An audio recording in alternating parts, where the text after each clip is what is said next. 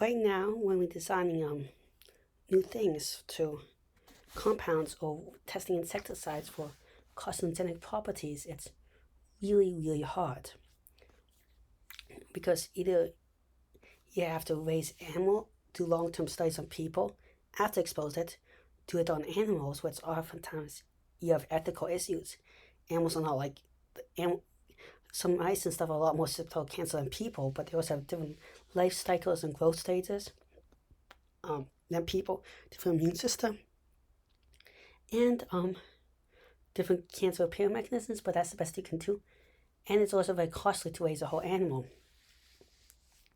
Now, a quick and dirty alternative that we might want to implement more is to grow human cells in petri dishes.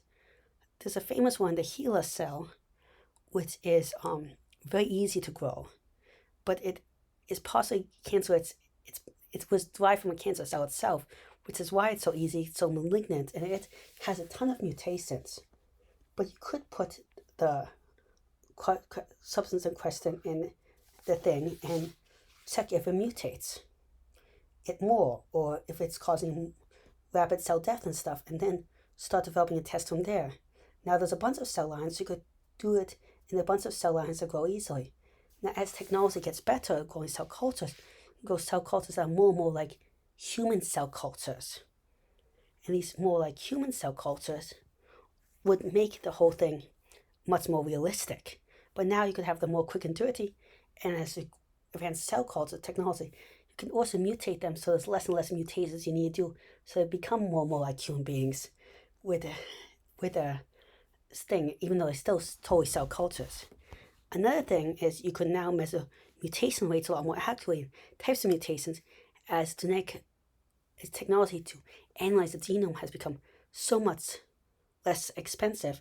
And we can also do correlations with like microscopy to look at damage and stuff to this actual cell.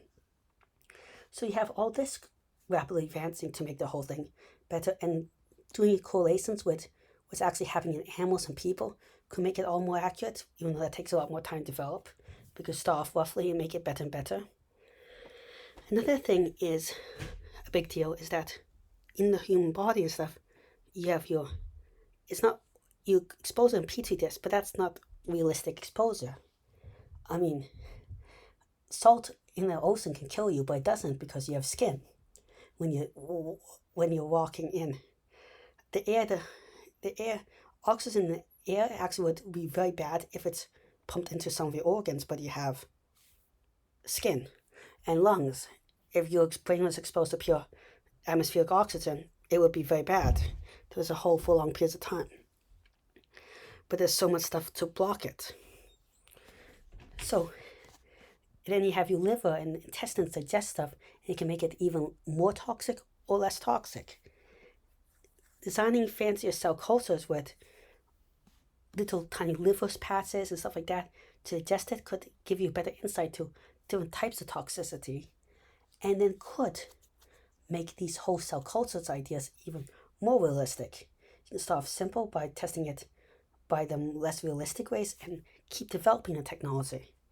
Another one is you could start using machine learning with a wide library to just look at a molecule and identify what's toxic or not, or what's the best test and most realistic, even though for that you need a ton of data to make a good model under a ton of scenarios, because it can be really finite differences. Really small differences that make a huge deal. Some of the most toxic things are very closely linked to the least toxic things, because your body thinks they're not toxic, then uses it, but they're slightly off, slightly enough to cause a massive amount of damage. That's with some metals. Really look close to metals you need in your body. Arsenic being an example. Some toxins like Botox and stuff work that way. Botox being one of the most toxic substances. But on the other hand, some stuff that totally does not look like human stuff is super deadly, like plutonium, stuff like that, and cancerous. But some stuff that looks totally not like it is also super safe because your body doesn't use it, like methylene blue dye is one of the safest dyes. So it's complicated, so machine learning would need a lot of data. But if we can develop all these technologies, we could more rapidly screen stuff for toxicity in a wide range of varieties and understand toxicity itself better, so in the first place we could design better things. Well, thank you very much for listening. Please like and subscribe. It really helps the channel out. I'm trying to reach 1,000 subscribers in a year and 4,000 watch hours, which is really hard, but with your help, I think I can do it. Also, if any ideas for future videos, comments, or suggestions, please leave them in the comment section below. Thank you very much. Again, goodbye.